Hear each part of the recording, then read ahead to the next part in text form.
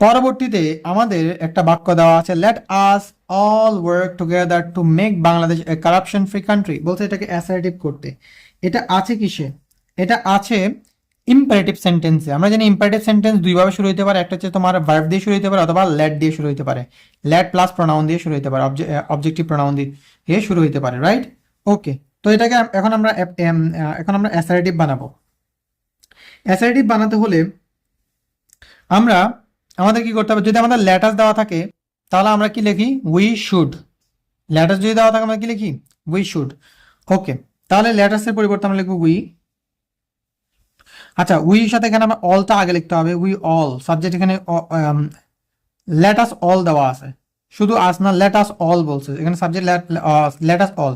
তো উই আসার জন্য উই এবং অল, আর যদি লেট থাকে আমরা লিখবো শুড, রাইট?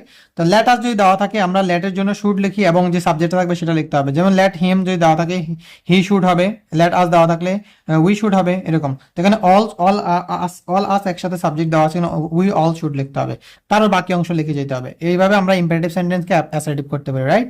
তাহলে let us all work together to make Bangladesh corruption free country, তাহলে সেটাকে যদি আমরা অ্যাসার্টিভ করতে চাই তাহলে হবে we all should work together to make Bangladesh a corruption free country, right? Okay, আমরা লিখে ফেলি, we should all work together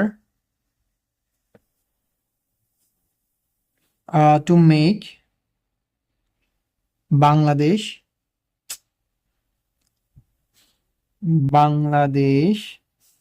a corruption